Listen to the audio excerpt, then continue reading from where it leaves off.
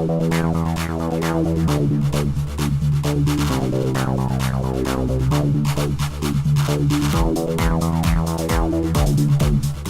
everyone, it's another guild tactic video from me.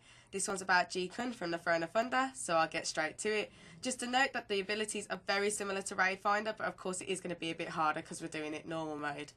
Right then, we've got two teams for this one. A platform team, which is 2 tanks, 2 healers and 3 DPS, and a nest team, which is 2 DPS and 1 healer. I'm going to talk about the platform abilities first, which we should all know, but I'll get straight to it. So, as you can see, my awesome rubbish drawing here, but it should kind of give you the picture as something to stare at as I talk to you. So the first thing is that Ji-kun, as you know, will stay in the middle and won't move and needs to be faced away from the raid. Also, there is a tank swap on his fight from Talon Rake, and Talon Rake happens every 20 seconds, and this will apply a debuff to you as well as do a high amount of damage, and tanks will need to swap every 2 stacks, just like Blade Lord Tyak. Now, the next thing I want to talk about is every 90 seconds is downdraft, and this is just like LFR, but good tip for this is to make sure that you run to the middle of underneath the boss, and then when it starts, run against it. Make sure you don't go off the platform. Of course, if anyone goes off, it's detrimental to the raid, so make sure you stay on. It is an easy ability.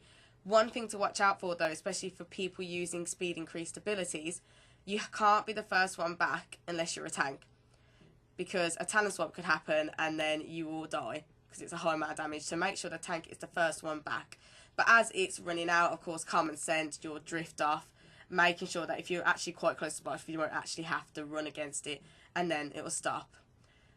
So that's it for downdraft. To say very similar to Raid Finder, just making sure you're not getting back before a tank. The next thing that happens every minute is quills. Now for 8 seconds, this is a high amount of damage, so we're going to have to use our healing cooldowns, do a lot of healing. And a note to the nest team, you will take damage from this as well, so make sure you use your personal cooldowns, and the healer there will have to look after you. So remember, you are still affected by quills on the nest as well. But it's quite straightforward, just making sure we heal through it and use cooldowns. The next thing is core, which is core. It's something that's an AoE that's put on 2 random raid members. So that just tells us on the platform that we need to spread out. So making sure everyone's spread out and not standing next to each other. The next ability is Feed Young, and this has 2 parts to it. If there's no hatchlings, then as you can see, there'll be slime pools on the platform. These can be removed by standing in them for 3 seconds. What you have to watch out for is after that you will get a debuff, so you can't just go around eliminating them like you can in LFR. You will take a lot of damage, you will need to heal yourself, use personal cooldowns, and watch out when standing in them because it does quite a bit of high damage. Now, when there are hatchlings, you'll see globs flying through the air, and this is only for people that know what they're doing and experienced, but you can catch them when you are flying raid member, and you will get increased damage buff on yourself, and you can stack this twice. Now, one thing I will say, just like Will of the Emperor, is don't do this unless you practice on LFR. We can't have people practicing this in the normal raids when you've got such a beautiful opportunity to practice it in LFR, which people should be doing for rep and gear and Valor. So make sure that you practice this. I know some raid members know how to do it already, and I will in the raids instruct certain people to do this to increase damage, but I don't want people just doing it for the sake of it. So that's my rant over. So yeah, that's all the abilities for the platform. As I say, very similar to Raid Finder, so I won't go on. It is just higher damage, making sure we're using a lot more personal cooldowns, health stones, looking after ourselves, just like usual. Right then, for the nest team, this is how we're going to do it. We're going to go to 3 platforms on the bottom, on the lower platforms, killing them. Then we're going to go up to the 3 top platforms, killing them there. And then we're only going to do the 2 lower platforms, and then you will go back on to the platform. Now, I will say that again. I'll go through the journey now, as you can see. We'll start here and jump down to the first platform, where we will kill everything on it, and we will get 4 feathers. Now, there's only 3 of you, so you pick up the feathers, and it will have a debuff, it will last for a minute, and you can't loot another feather until the minute's up, so remember that.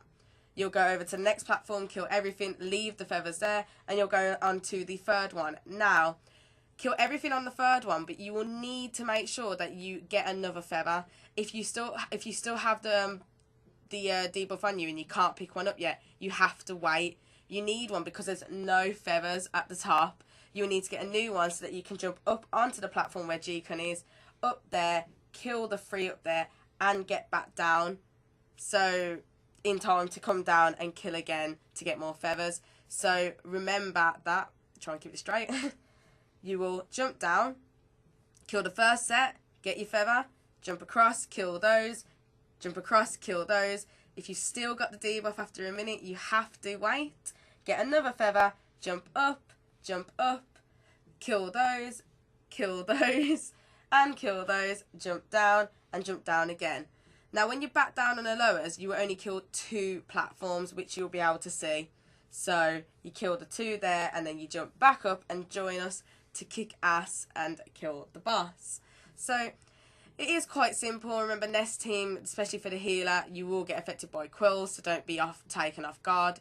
Make sure you got DBM, look at the timer and be prepared to heal that.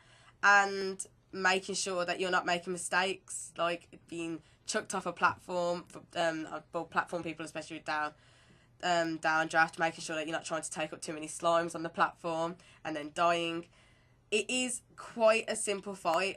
We will have to see how we do with our damage, but it shouldn't be anything that we can't do anyway. I can't wait to get here. It's going to be funny getting here because I can imagine that the hardest thing about this is getting past the snails. So once we get there, it should be quite easy. Well, I hope this has helped. As I say, it is basic tactics, so make sure if you want your class, things that your individual class can do better, that you let me know and that you research it. But, you know, we've done this in LFR loads of times. It is just that little bit harder. So I hope this helps, guys. Bye.